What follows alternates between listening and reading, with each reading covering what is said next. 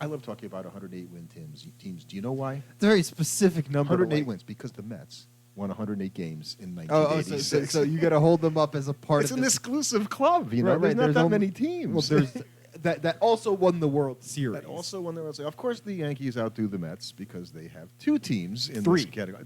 Three teams in this category. Correct. I forgot about the 1927 Yankees. Which is shocking that you'd forget about that team. How could you? Well, so I broke it down into dead ball era teams, and I had to go looking for these a little bit. I should have thought of that, but so the 1906 Cubs, and we'll talk more about them individually, and the 1909 Pirates. Both won 108 games and the World Series, which is like all these teams on this list. And there are a few teams out there that did win 108 games, but didn't win the World Series, so we will also mention those. And then you also sectioned off the pre-MLB expansion 1927 Yankees.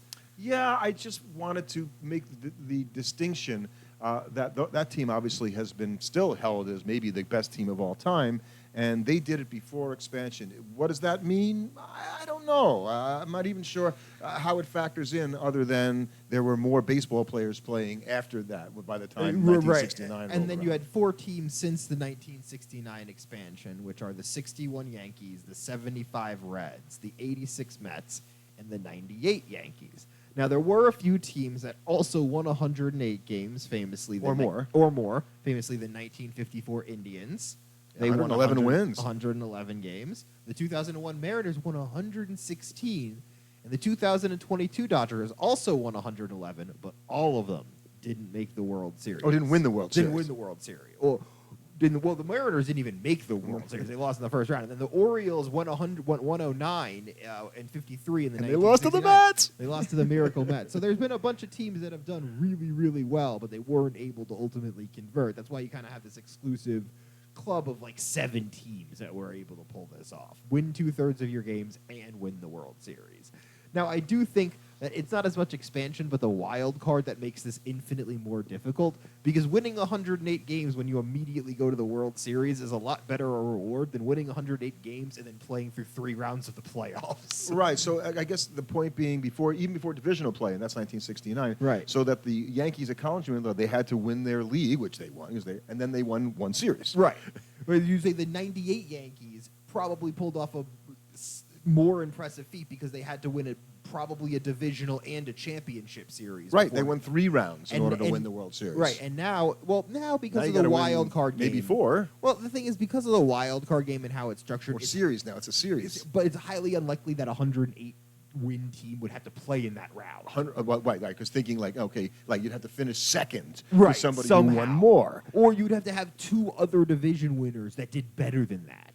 Right. Which we had a situation years ago, I think, when they started making changes where the Giants won 104 and the Braves won 103. They were down to 2 teams, and one of them didn't make the playoffs. And the agony of winning over 100 games. Right, but I think it's unlikely you're ever going to get a year where 3 teams win 108 games. Now, just for note, and we talked about this before, so I'm going to mention it, in terms of winning percentage for the season, and we said that winning 108 games would have you winning 667 or 2/3 of your games in a 162 game season. The Dodgers in 2020, the World Championship Dodgers, they went 43-17 in the abbreviated 60-game season. However, that is a .717 winning percentage, and that would rank 5th all time. You don't get on the list of winning 2/3 of your games when you only played a third of a season. Well, you did win your all your playoff series. It's very impressive. You get your title. It's legit, right? But you're not going to be on this list because you didn't do it over. And I didn't put him on the list for that reason. We're not calling this a 2/3 winning percentage list. Right. We're calling this 108 teams. Right, which makes some of the early things, right? If you go back to those dead ball era teams, the Cubs in 1906, they went 116-36 in a bizarre 152-game season. I'm not sure what they were doing way back then, and that was one of the best records of all time, if not the best record of all time. The 1909 Pirates, a few years later, went 110-42-2. They had 2 ties. They had 2 ties, and we talked about ties before, that kind of happened.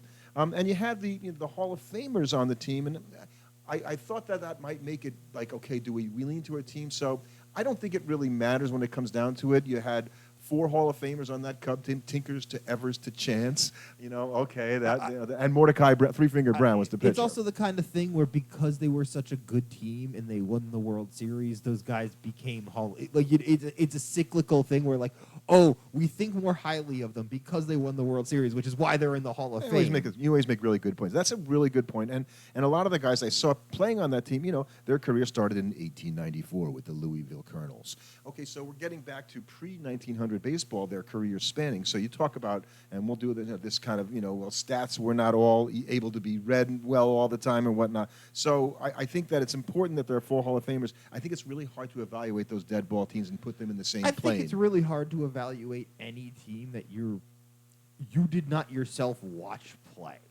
Well, I'm not that old. No, but I think it's important because we're going to talk about the 1927 Yankees here, right? And we all know how good they are. But I can't really say, how much better were their peers than was it like a Harlem Globetrotter-esque situation where, it was just one team was just so much better than everybody else? Of course they're going to put up ridiculous numbers. Like the talent disparity was just so high. It's like having a D1 college football team go play D3 for a season. Okay, they're going to do really well when that's the case. I didn't put down, and maybe you can check this, on the Ops Plus for the Cubs in 1906. I know that the 1909 Pirates had an Ops Plus of 107, which actually a whole team having an Ops Plus over 100 means that the guys that are doing 120s, 130s, and higher are they had offsetting. a 103 Ops Plus. Right, which is unremarkable. Right. So that kind of probably shows you how good their pitching was that season. Now, the team with the highest, and you just talked about them, the highest Ops Plus for an entire season is the New York Yankees in 1927. They had a team Ops Plus of 127. Right, now That's this is crazy. The Murderers Row lineup. This is, what a lot of people point to is the single greatest collection of guys in a season and just what they were able to put out there. 6 future Hall of Famers on that team. Right, and one of the greatest seasons ever when you look top to bottom, in terms of just how thoroughly they dominated their own league and the World Series. That was as dominant this season. Sure, a bet World Series. They swept the Pirates, and it wasn't close. It almost had to make the season kind of boring if you were anybody other than a Yankee fan, just because, they're just going to win it. Right, and it was only the second championship for the Yankees. Mm-hmm. Well, interestingly enough, they won the first one in 1923 in their first year at Yankee Stadium, and then so the Yankee fans were not insufferable at the time.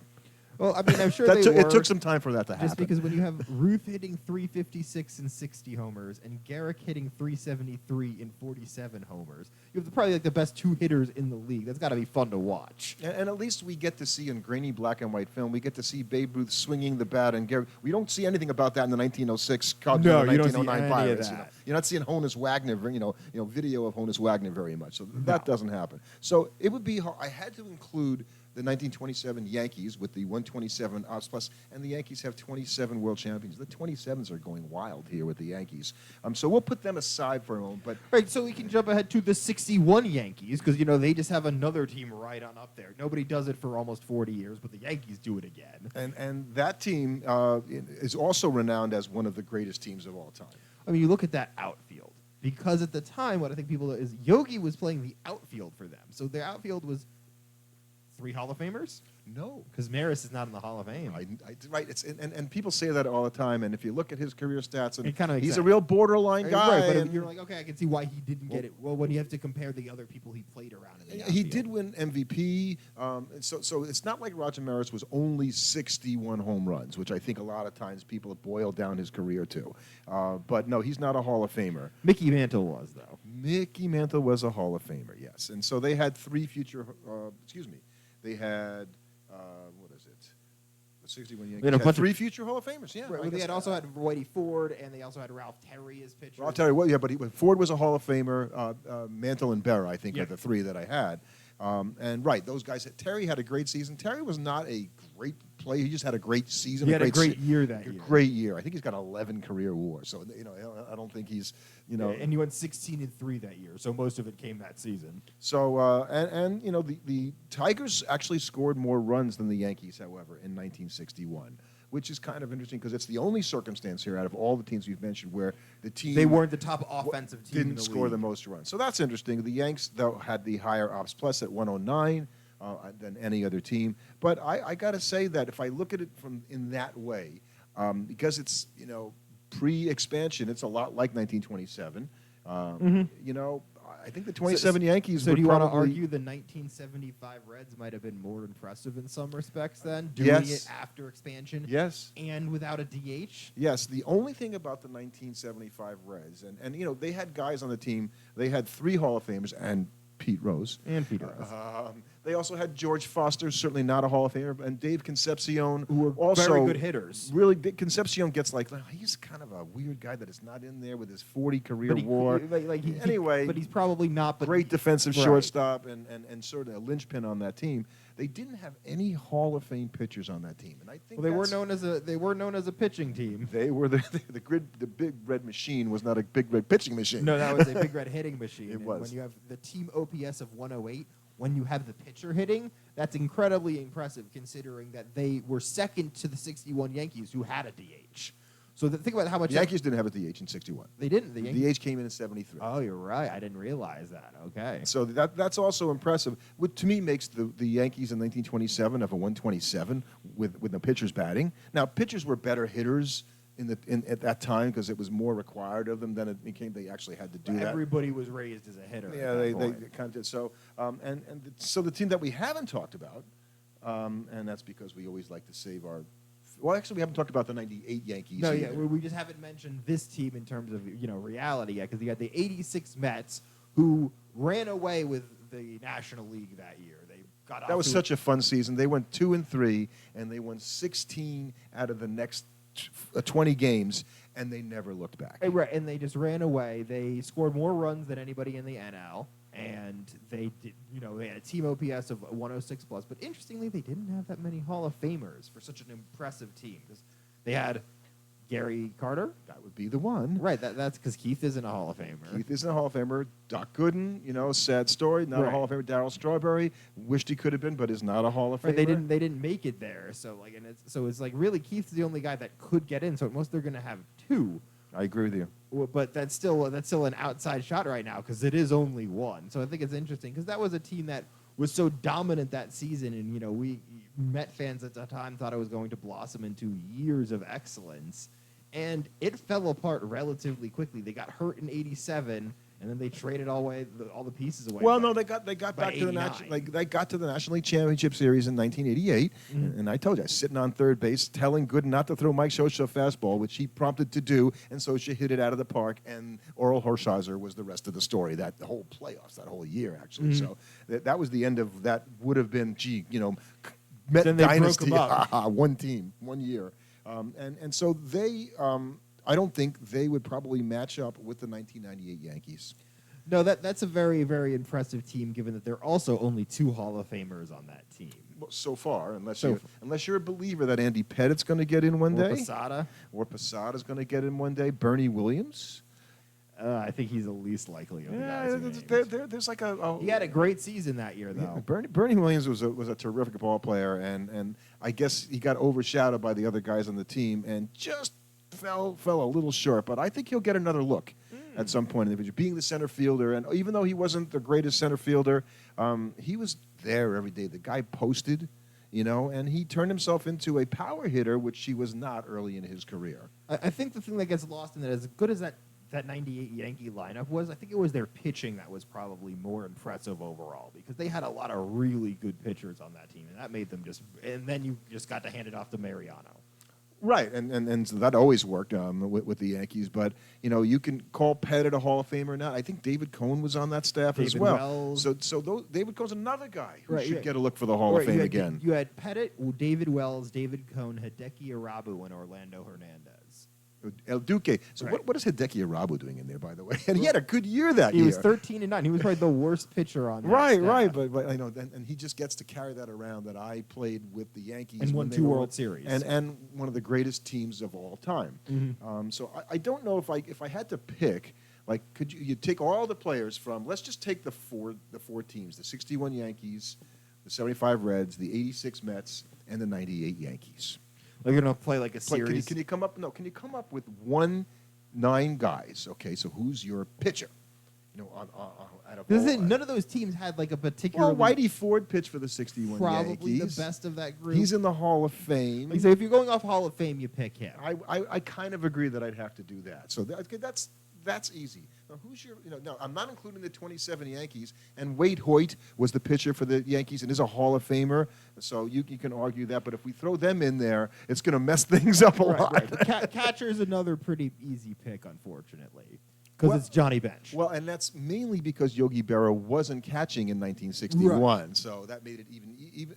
And Gary Carter was good. Posada. Gary Carter's a Hall of Famer. Right, but he wasn't Johnny Bench. But he wasn't Johnny Bench. I agree. I'm with you on that. Okay, so give me your. And so, are we going to include the 27 Yankees or not? We're going to just call these 4 teams. Let's call these 4 teams, because Okay. if we include the 27 Yankees, then it's it's going to be harder. right. Like there's like a bunch. Garrick is taking the first base spot. Yeah. There's this guy named Ruth out there too. So who's your third baseman? Third baseman. Ooh, okay. Yeah. Do you put in Pete Rose? Well, Pete Rose didn't play third for the 75 Reds. Yeah, he did. Tony Perez Played first. played first by then. That's right. Oh, that's a tough one. Because Who who was the Yankee third baseman? Brocious. He had a great year that year. Okay, yeah, that's really. And the third baseman of the '61 Yankees was Clete Boyer. No. Yes, it was Clete Boyer, a young Clete Boyer who hit 224. So you're not going to pick him. Yeah, and Ray Knight and Howard Johnson split the third base duties. So you The kind of base- have to go Pete Rose just because he's clearly the best guy. See, Pete, everybody hates you, but you get to be on this list in Right. our podcast. How Second about that? baseman, Joe Morgan. Yeah, I wouldn't argue that. Wally Backman, I love him, but no. You're no Joe Morgan. Right, and the Yankee second baseman, well, You had Bobby Richardson, and you had Robinson Cano? no 98, no. What am I saying? Chuck Knobloch. Chuck Knobloch. Yeah, it's Joe Morgan. Joe Morgan. Okay, my mistake. Shortstop. Unfortunately, I think you have to give it to Jeter. I would give it to Jeter. You gotta give it to Jeter. I would give it to Jeter. And so the Yankees had Tony Kubek at short. Correct. All right, and then he basically was the shortstop there I saw before Tom Tresh came in and won the Rookie of the Year. Both of those guys were Rookie of the Years in their career. But and Dave Concepcion was a very, very good player, and I think we're not going to let our anti-Yankee No, and it's anti-Derek Derek Jeter Jeter. bias lie to ourselves and say somehow Concepcion was better than Jeter. No. Okay, so now you're first baseman.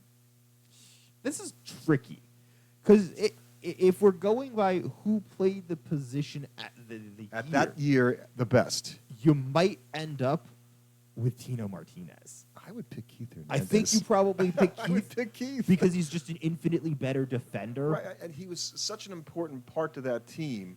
And so in that one season, in this instance, I mean, I like Tino Martinez, good ball player, but I certainly And wouldn't put Tony him in the same. Perez was very Later in his career, was Right. never a great fielder. right, and so and the thing, and that's really where Keith kind of takes it over both of them. Is that I mean, Keith was Keith defensively at first, and nobody's ever going to accuse Tino and Tony. Bill Skowron was yeah. the first baseman for the Yankees in '61, and I would not put him over Keith Hernandez either. So I'm with you on that. I think that's it. So now we go to the outfield, Well, one position is immediately taken. and that would be That would be Mickey Mantle in center field. that would be Mickey Mantle in center field. Yeah, that's easy. That's When easy. you That's get easy. Something like that. And he's one now. Are we going to pick by position in the outfield, or just the 3 best outfielders? Let's pick the 3 best outfielders, just because somebody's going to get hosed in the process. If we Right. do Well, it that way. because you might have to say Bernie Williams should probably be on there too. Then. Yeah. And then, because it's interesting, because Strawberry played for both the '86 Mets and the '98 Yankees. Yeah, I wouldn't put him in this instance. So would you put Marison? Because he's probably because then your other choices are well, based on George the 60, Foster, Cesar Geronimo, and Ken Griffey for that Ken Griffey, not Junior. right senior. The Met outfielders, No. no. If you're not putting- Mookie and Lenny, love those Right, guys. but if you're not putting in Darryl, you're not putting in a Met outfielder. So, yeah. So then it comes down to Paul O'Neill and How about- Chad Curtis. what about versus Yogi Roger Berra? Maris? I might put Yogi Berra in there. He had a great season in '61. Not as good as Maris did. Maris would be maybe I put both of them in. No, I think you go Bernie, Mickey, Maris. So an all Yankee outfield. I think you end up with an all Yankee outfield because Bernie was better as an outfielder than Yogi Berra. And so you would be like, I guess you're kind of going, it's not fair that Yogi gets left off this list, but if he was catching at this time, he still gets left off this list because you're picking bench over him. Now, this guy's not a Hall of Famer anymore, and any more than Bernie Williams is. But George Foster had a pretty darn good year that year in 1975. But not as good as his stellar year when he hit 52 home runs. So I would not put George Foster over Bernie Williams, only because he wasn't any. They're very much similar, good of a fielder. tier players. Bernie has a career 49 WAR. Foster has a career 44 WAR. Foster has an MVP. Bernie doesn't. So, but Bernie has 4 Gold Gloves. Yeah. I'll a batting title. I'll go with Bernie only because I think that year he had a better year. So you're going to have around the infield. You have bench. You have Whitey Ford pitching to bench. Then you've got Keith, Joe Morgan, Jeter, Rose, Mantle, Williams, Maris.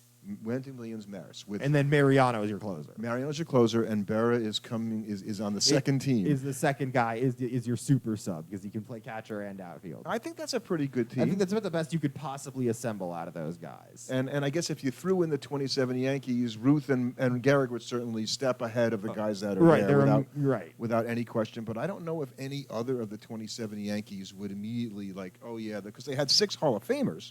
That's what I mean about Rooney. But I don't know that any of them. Wait, Hoyt, it's hard to evaluate pitchers but I might put him over Whitey Ford. I could make that argument. Right, you might be able to make that argument. Tony Lazzari isn't going to take out Joe Morgan, although he is a Hall of Famer. As is Earl Combs, a guy you don't know too much about. Had a 356 in 1927, by the way. But I think the guys that we have... Bernie has more career WAR than him. Yeah, and we already got enough Yankees in there anyway. Exactly. We don't need another one. So, anyway, I think this was fun. Yeah, it was fun. And it kind of now you kind of see there's not that many great teams that have won that many games. And it's interesting because, you look at these teams and none of them, a lot of the guys that were... They're not...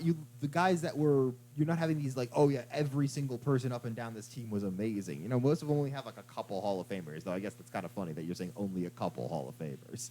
And I just think it's interesting when you have teams that don't like the Mets and the Reds don't have any pitchers, and that to win the World Series without any pitchers on the staff. Teams really had an elite. Well, you said I think you're right. When Ford is the best guy out of this bunch, it's kind of interesting. But the 98 Yankee staff overall might have been better than the 61 Yankee staff. Yeah, I think only because of the consistency. I mean, you had El Duque pitching like at number 5. And you had Mariano in there, and he is the greatest of all time in his role. So I don't think that it's going to be easy, like you said, for teams to win. Even though the Dodgers did it a couple of years ago, to win all the rounds and win the World Series, to join this elite another group. One of these for a long time.